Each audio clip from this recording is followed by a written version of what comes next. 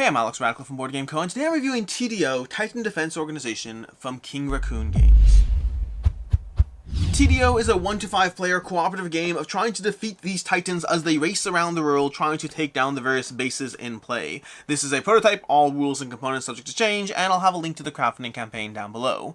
But with that said, like I said already, T.D.O is a 1 to 5 player cooperative experience. Players are going to take on the role of a whole variety of heroes, like 8 or so heroes, although I don't know what stretch goals or expansions or who knows what will include, but around 8 or so heroes. 1, 2, 3, 4, 5, 6, I can't count. 1, 2, 3, 4, 5, 6, 7, 1, 2, 3, 4. I spent way too much long on this.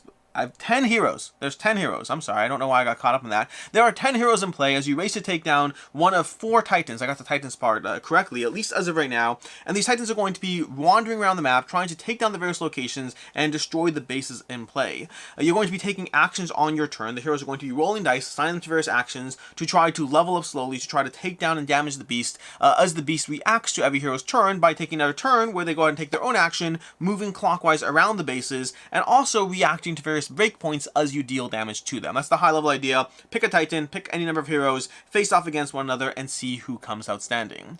To that end, the actual turn sequence is covered nicely on this player right over here, but effectively you're going to go ahead and you're going to resolve any beginning of turn effects. Then you're going to have the active hero roll 3 dice, plus possibly, wow, 3 ones. That is statistically unlikely. The other players are going to roll 1 dice each. Watch it be a 1. No, it's a 6. Close enough. And you're going to go ahead and take actions with your dice. Now, you can spend energy to roll more dice in the game. You're going to have a little grid over here that tells you what you can do, but you can pay 3 energy for each additional die you want to roll. So as you store up energy, you're going to turn it in to be able to roll extra dice, possibly, although there's a variety of things you can use energy for.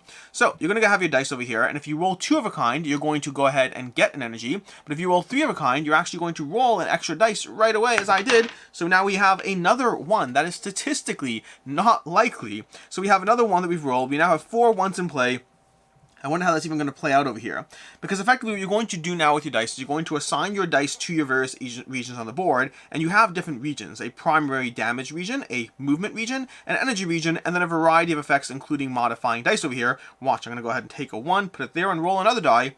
And now we got a 4, so we did not get a 1 this time. But you see, when I spent that 1 to get another die and rolled that instead. So we're going to have these dice you're assigning to your regions over here, but you have to choose. You can only assign to a region when you've assigned to all the other regions. You can only assign a region again when you've assigned the other regions. So as you place dice, you can't just stack them all in damage. You have to assign to each of the 4 areas before you can start reassigning otherwise. But you're also going to have your teammates who are going to have their own dice that they can go ahead and spend for a variety of effects, from moving, from adding energy, healing, adding armor, taking their ultimate ability, and so there's a ton of effects that you're trying to assign your dice to as you figure out how to take down this titan. Now you're going to be trying to gather energy because energy is utilized for a few things. As I mentioned already, you can utilize energy to go ahead and gather extra dice on your turn. You can also use energy to go ahead and trade them in for cards. You're going to have a common sponsor market over here that have energy costs on them, and these cards will give you abilities you can utilize, but you'll have your own personal cards as well that you can go ahead and spend energy on your personal cards to get your specific character's abilities unlocked as you go through the game. So basically, more dice and a variety of abilities is what you're spending energy on. You're also going to be moving around the board because you do have to close the distance on the Titan. The Titan has a range, and you have to get your character to within their range. Both these characters are range 1 characters, which means they need to be 1 away from the Titan. Actually, that's 1 away from the Titan in order to go ahead and attack the Titan. Now, the problem with getting too close to the Titan is going to be charging around the board, and if it wanders to your location, it will step on your character, causing a little bit of damage and moving them out of the way, which, depending on if you're Barry and Nala in this case, that actually might be good for them because they don't mind taking a little bit of damage so they can power up with their rage and start hitting back harder and more heavily with just more movement, more damage, more dice, more all of that stuff as they go through the game. But that's the basic idea. You take your turns, you roll your 3 dice, you assign them to your pools, you're going to use the abilities on your character to...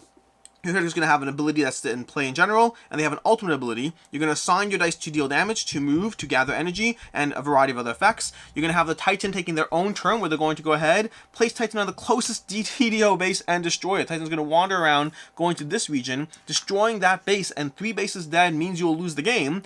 But we're going to go ahead and move there, and then it's going to ping the regions in front, on, and on back of it for 5 damage each, trying to affect somebody, and because it did not deal any damage, it's going to do a reaction card instead, and then move one further around the board. So you're going to have this sequence in play where the Titans are taking their actions, slowly moving around the board, trying to charge the various bases. Whenever they enter a zone with a base, they destroy that base, which means you will have times where, depending on the order of cards and the way they come out, you're going to have your bases absolutely stomped on before you can do anything.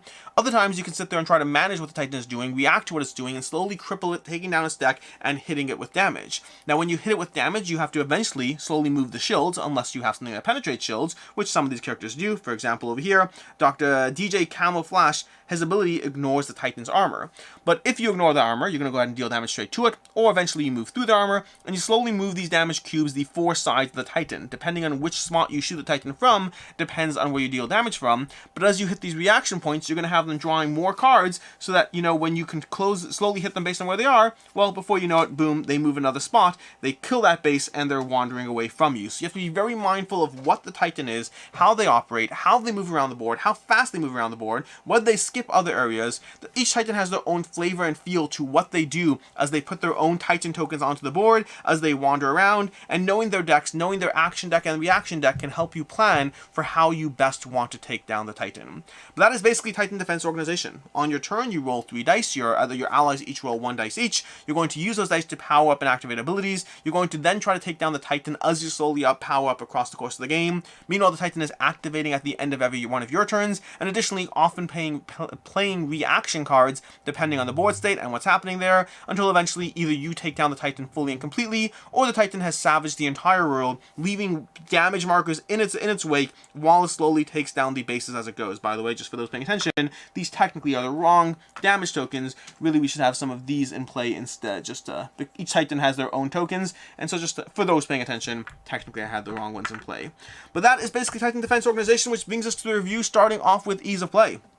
Overall, the rulebook is fairly easy to get through. I will say this was a prototype rulebook with a few questions, but they were quickly ironed out, and the actual overall understanding of the game is fairly simple, fairly easy to go through, just some small inconsistencies I had to resolve as I went through the prototype rulebook. Past that, the game ranges in how long it plays. You can have games that run 25 minutes if you get a bad sweep of cards and the Titan takes you down before you can do anything, but a normal game I would say is going to run typically in the 45 to 60 minute range. As far as what I like, don't like, and can see others not liking, first of all, the mix of abilities and bosses. This is not something we heavily got into the how to play, but the abilities on the characters, there's a lot of differences to these characters, not just their abilities, but also just the way they have their dice allocation rows. It means every character, and even their health and the tracks and everything going on there, and of course their hands of cards you can slowly buy in with energy.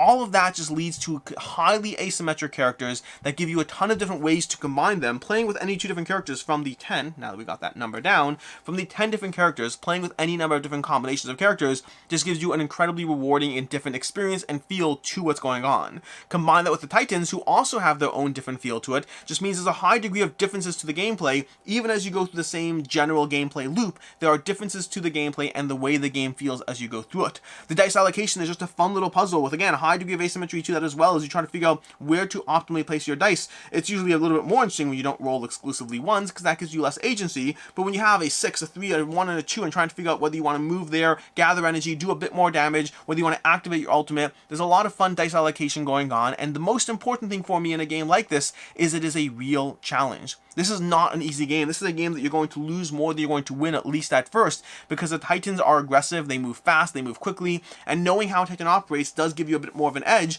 But even just knowing the game system, where you have levers to pull, where you have a bit more room for economy or not, or understanding the clock that the game has in front of you and how time is slowly ticking away, this is a game that is going to punish you, but also it's also going to give you those rewarding turns as you combine different things in a way where you're able to do 17 damage to the Titan in one turn because you stacked up your dice, you paid your energy, you rolled your triples, you assigned them to the various spots you need, and you were able to combine all your hero's abilities and powers to just deal a ton of damage to the Titan and slowly take them out from, right before they're about to take down the last base.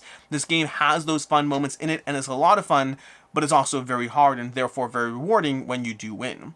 As far as what I don't like in the game, The first thing is I do not like this player board at all. I find the player board for the most part to just feel, I find it doesn't look as visually, and again, prototype here, this is very strongly worth remembering, prototype in terms of everything going on here. I don't know what will or won't be changing, but overall, the general look and the way the lines work on the board and the way movement works between all these different regions, it doesn't feel like a cohesive world map in any sense, nor does it feel like a simplified rondel the way you might find in other game systems that very strongly abstract, well, what a board is or what cities are like in the game. To me, this is this weird middle ground where it's complicated enough that it feels like it almost should be a world map, but ultimately it's not, and so it just feels like a whole lot of lines on the board. I don't like the overall board situation. Movement feels cluttered and abstract as opposed to any strong sense of an actual Earth that you're traveling around. I kind of wish this felt more like an actual map where you, even if you had the same kind of structure, but it felt like more like a pandemic style system where you're moving from location to location, even if it was rondel-esque,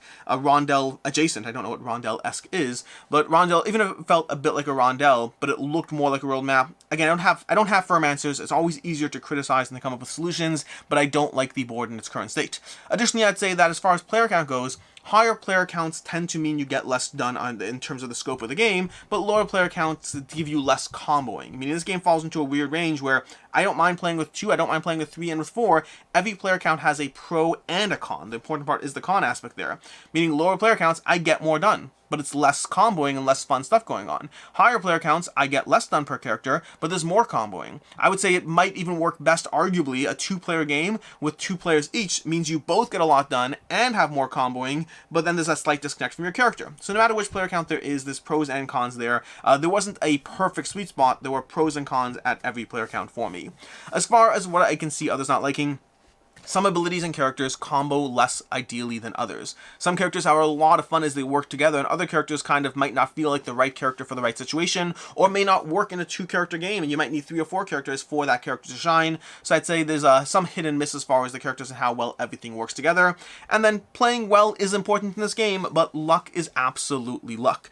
If you've ever played through a game of Pandemic where the cards were against you and everything came falling down in your heads within 7 minutes, this game has those moments and games too. Yes, you have to play well. Yes, if you play well, you are more likely to win. Yes, there's a lot of strategy and thinking through how you approach it, but ultimately between the rolling of the dice, between the flipping of the cards, and between just everything that's happening in this game, there are times where the game's going to come crashing down in your heads regardless of how well you play.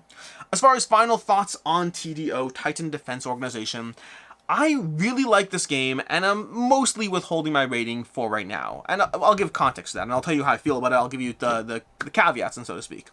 I really like the overall feel of the asymmetry of the characters, of the overall puzzle here, and the way the Titans and everything just works together. It feels like a fun, cooperative experience that gives you enough strategy to be rewarding, but doesn't take itself so seriously that it does come down to, dice rolling and fun and powers and abilities, and it has a lot of those things I like. I don't love the first of all, prototype-wise, this is not the best prototype I've ever seen, not by a long shot, and those things do take away to a small degree from how immersed into a game I feel, but then also, like I said already, I really just don't love this board. I find the board it has a great system overall, and I find that the board just doesn't deliver as heavily on this fun, power-driven, Titan-destroying gameplay system, but you do need some sort of board system in play because the game is based around that.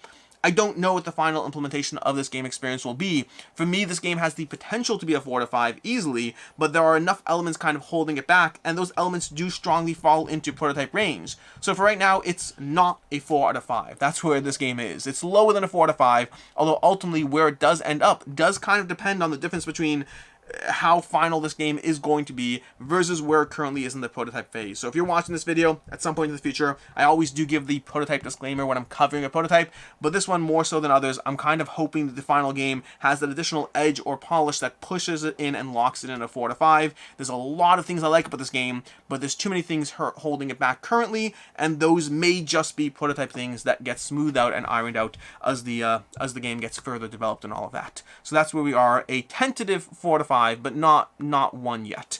As far as other game recommendations, the obvious recommendation here is going to be King of Tokyo. This game does very much have a King of Tokyo feel, but with more of a cooperative actual twist to it. You're going to have the monsters and the characters and all that, and you're trying to hit them down, but then also the Rundell element over here and the moving around the board is also going to spark reminiscent ideas of Marvel United as you dive through that cooperative experience trying to take down the villains. And I would say both of those, if you like King of Tokyo, Marvel United, this almost feels like a hybrid mashup of the two, and that's T.D.O, Titan Defense Organization. Hope you found this video helpful. As always, I'm Alex Radcliffe from Board Game Co., and until next time, I hope you have a good one.